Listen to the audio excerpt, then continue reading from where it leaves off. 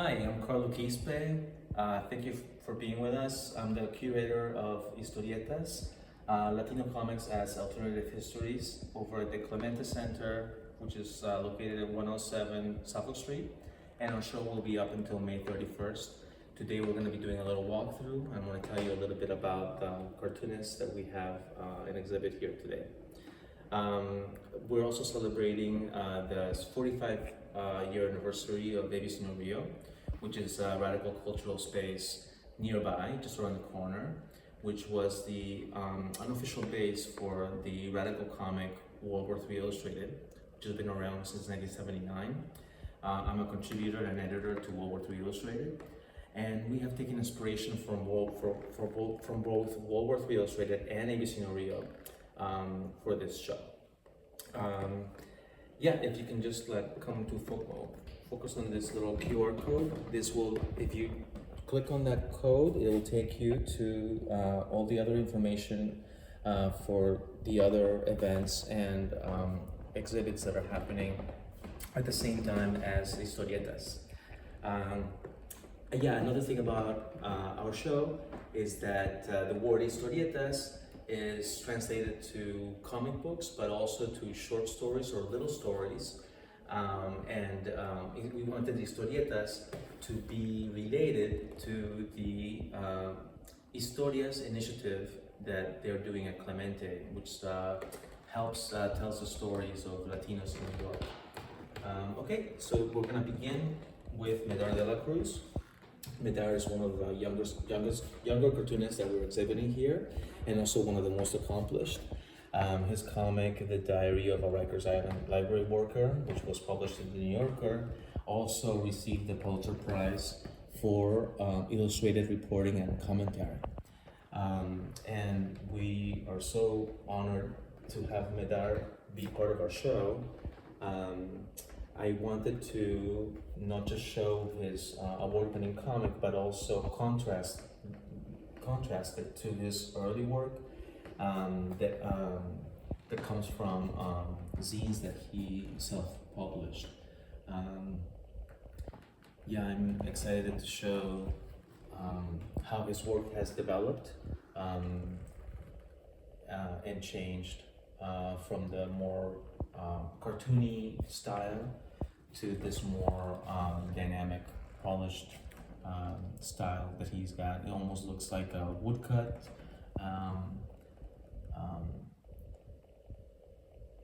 Yeah. And I think that also the theme of the library work here also goes well with other political initiatives that were at ABC No Rio, like for example the zine library, which is also very involved with getting books and publications to prisoners.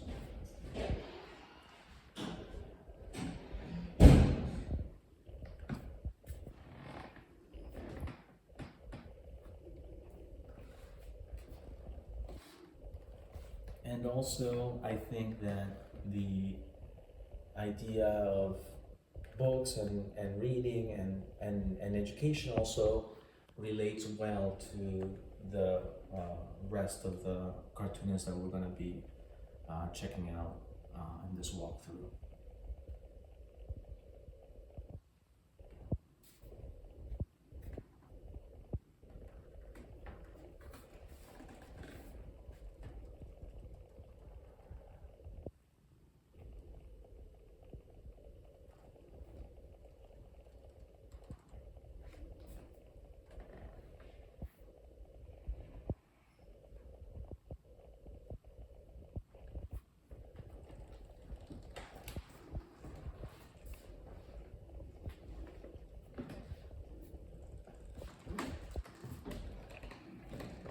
So this show consists of over 100 pieces of comics, and we are also coupling that with some visual elements. We've got a video here of the April 6th opening comic book reading that we did.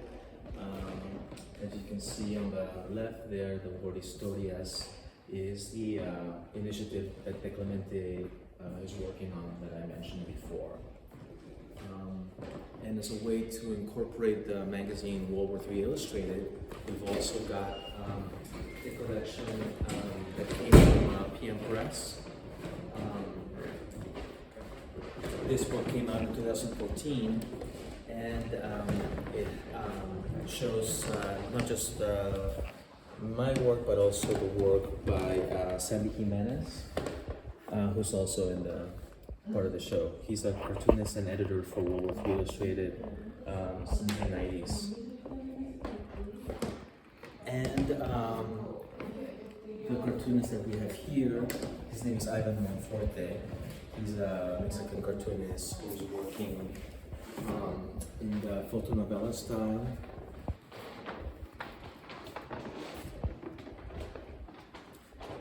His comic, Velez Jr, is a romantic comic.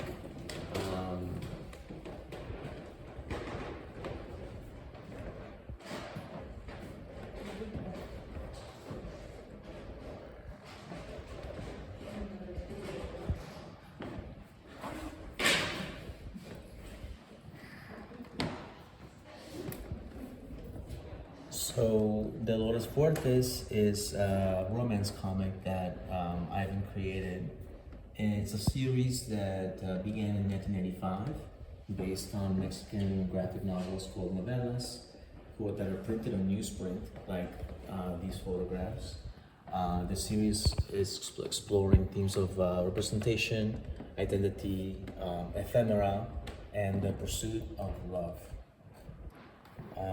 Yeah, we're really proud to have Ivan as part of our show.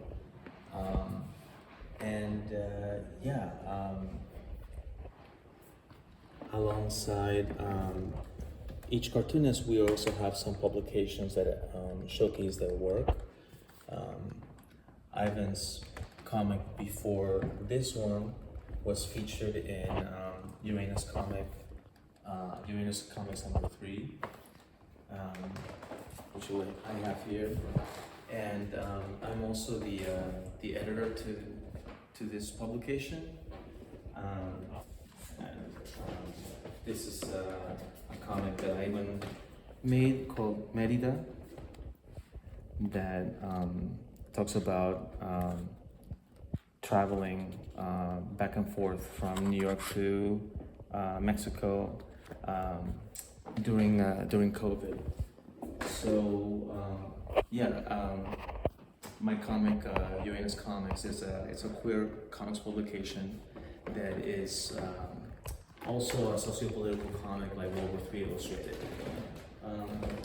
Okay, and the next comic that we're gonna see is by Daisy Ruiz. Daisy, her comic Gordita Built Like This received the Ignatz in 2023. And let's see,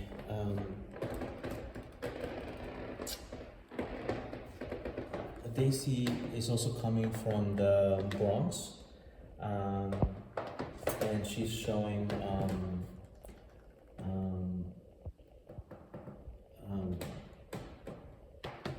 showing her how her school life was. This comic I felt also would work well as a contrast to the other styles of comics here. In a way, giving you the feeling of what it's like to read a comic, a World War III illustrated comic, which also has many different styles and many different perspectives in one publication.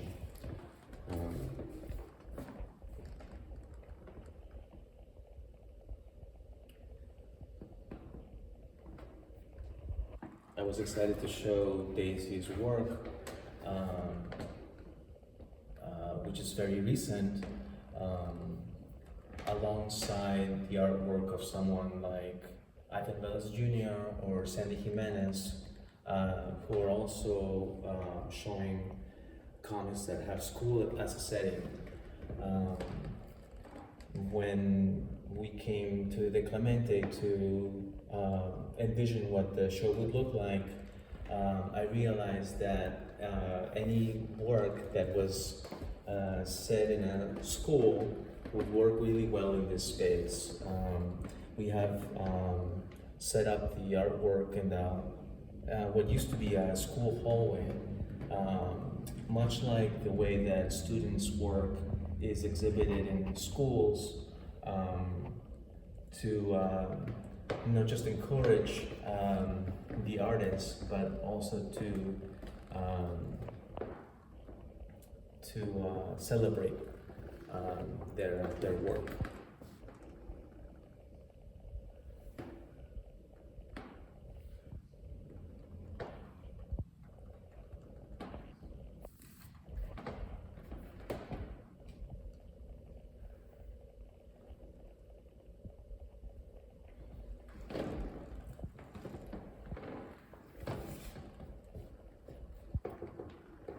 Daisy also has work right now being exhibited at the Girls Club, which is nearby also.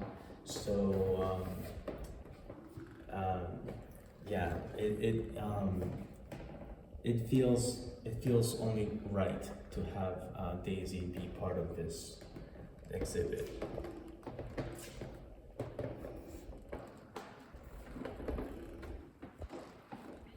Now we're gonna check out the work by Velez Jr, whose comics here, there's some comics here from the 80s and from the 90s, and also there's some recent work as well.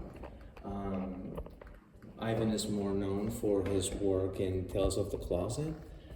It's a comic that was supported by the Hedrick Art Institute. There's the Harvey Mill School, which was the LGBTQ high school here in New York, also not far from here. Let's see a little bit about Velez Jr. He's a Puerto Rican cartoonist based in the Bronx. He's a writer, educator, and teaching artist. He's known for Tales of the Closet. And then this work that he did for Tales of the Closet, this is a comic that is based on the adventures of high school kids who get to know each other. It's kind of like a coming of age kind of story, where they learn about their learn to come to terms with their sexuality. This is the work that led him to then also do mainstream comics. So he's worked for Marvel and DC, and especially for the milestone comic Static, and also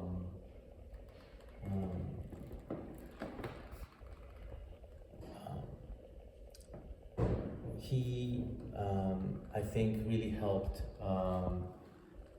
to end the type of censorship that comics have been under. When he was working, there was a self-censorship mechanism that comes from the McCarthy era called the Comic Book Code Authority, which prohibited any mention of sexuality in comics, which is why a lot of adult comics, queer comics, are still underground.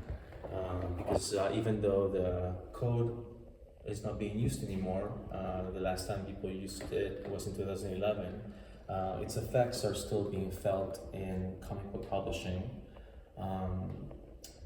Even things like Senate hearings or comic book burnings are happening in the present, censoring comics, especially queer comics, and comics that have to do with history and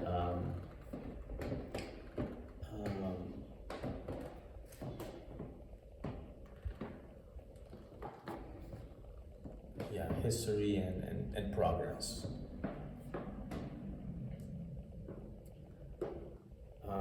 When he was doing the comic book Static, there was a storyline in which Static was talking to his dad about sex for the first time, and they wanted to have a condom on the cover, a drawing of a condom, and eventually that comic was published, but in a censored way, which I think led Milestone and DC to not work together anymore, and then ultimately led to the Comics Code not being used anymore, because it was obviously an outdated mechanism that was, in this case, getting in the way of spreading the message about safe sex. So it wasn't just an irrelevant mechanism of self-censorship, but it could also be seen as actually dangerous if it's getting in the way of spreading the message. So after this group of comics, I'm showing some of Ivan's more contemporary work and more adult-themed work. He also has a group celebrating bear culture, which is queer culture, with his also order comics, which are kind of like more based on fantasy and science fiction, which are a new development for Ivan's work.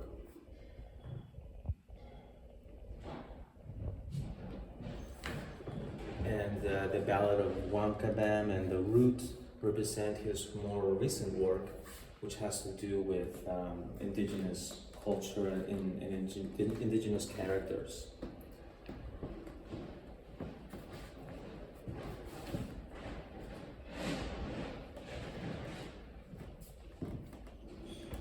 And next to Ivan's work, I put Sandy Jimenez's comics. Sandy, like I mentioned, is an editor and contributor to World War III Illustrated since the 90s. He is now a faculty at CUNY Graduate Center with a program on autobiographical comics. I think that it's kind of ironic that the comic that he chose to show here, I Was a Lousy Teacher, I think it's ironic because now he's become the best teacher, and also he works helping create a nonprofit bookstore in Washington Heights called Word Up, which now has, which started out as a pop-up bookstore, and now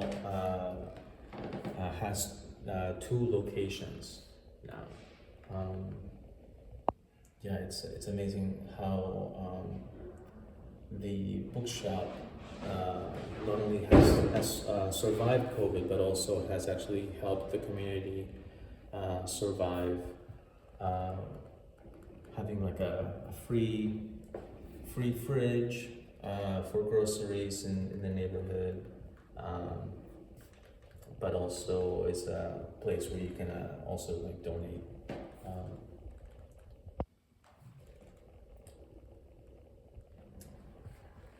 This specific comic that Sandy is showing here, he says he chose it also because he knows that Clemente is housed in a repurposed school, and also because he says that this comic is the one that came out during the time when he and I first met.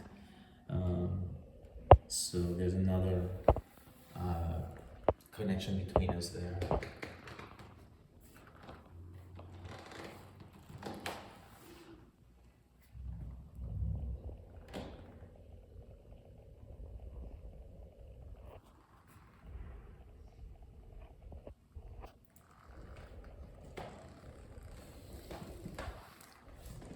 Okay, and next is Sharon De La Cruz. Sharon's comics are these are some of my favorite comics that she's made. These are also the most recent comics that she's done.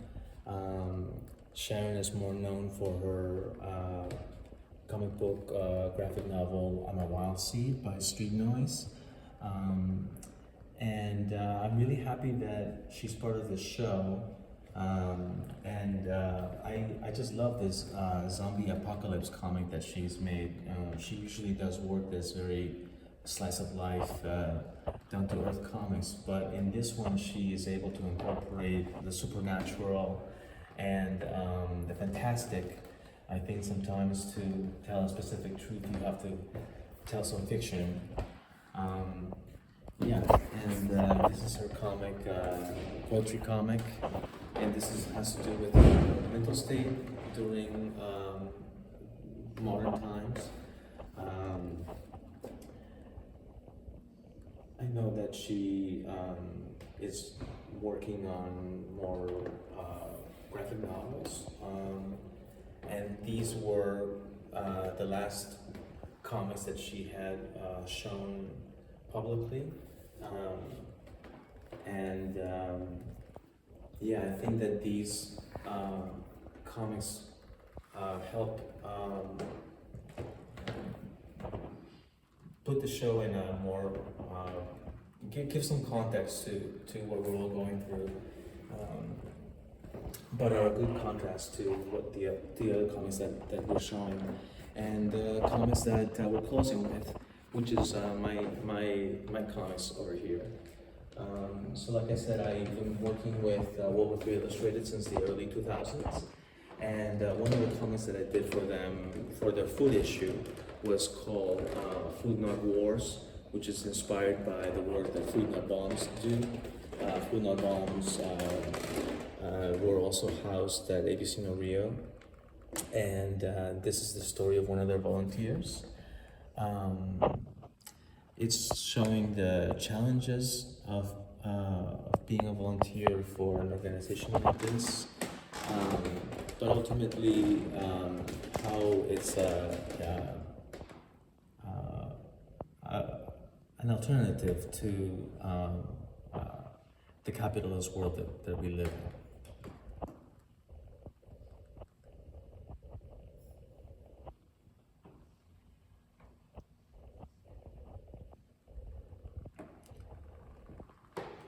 And the comic also shows the inside and the outside of ABC No Rio. So when we were putting together this show, I knew that this comic had to be a part of it.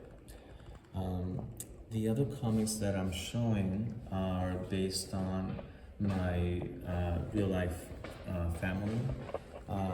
This comic, Pulgarcito de las Américas, has to do with my brother-in-law and how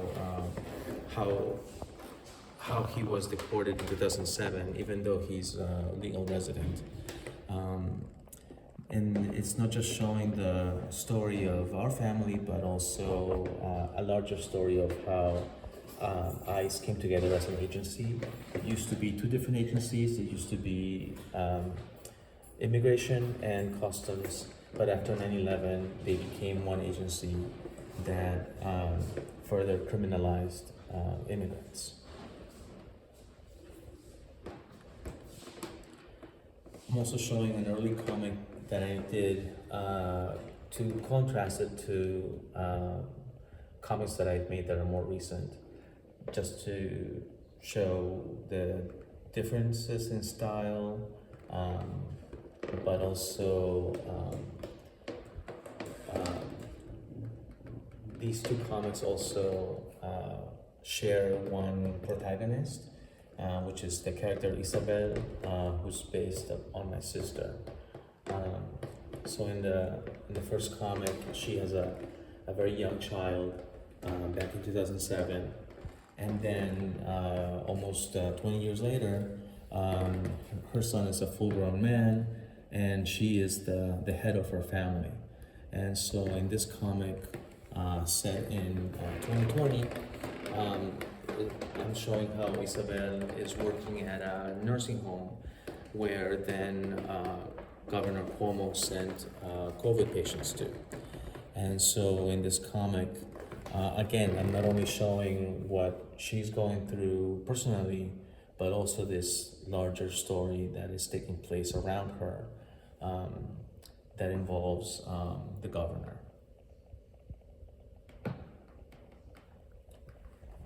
So if you notice, for example, sometimes we'll see the family in their living room, and then you'll see the word Cuomo appear on the television in the background.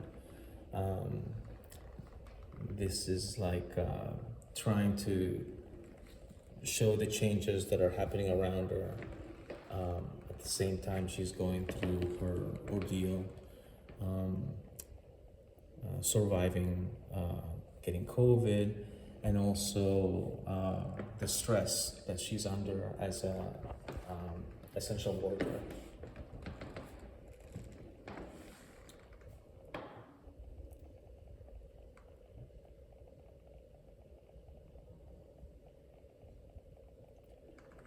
So in this comic, she goes from being a caregiver to then becoming a patient herself, because when she goes into the hospital, she thinks that she has more, weird COVID symptoms, but it turns out that the stress gave her a panic attack. That's what caused her back pain. And while she's in the hospital, they take a really long time to see her because there's other people yelling and screaming in the hospital, and she even videotapes herself thinking that she's gonna die away from her kids, but she's just sent home with some pain pills. The comic concludes with her coming to terms with all this and feeling like, this is just her normal life. But I'm also trying to show how she survived this ordeal, and she even gets promoted and gets a raise at the end. Sometimes I also want to show, not just the painful moments, but also moments of success. If not only to celebrate ourselves, but also to shove it in the face of the haters. And so, well, this is the walkthrough of Historietas. Thank you so much for spending time with us. And again, we're at the Clemente Cultural Center at 107 Suffolk Street, and the show will be open until May 31st. Thank you so much for hanging out with us, and see you again later.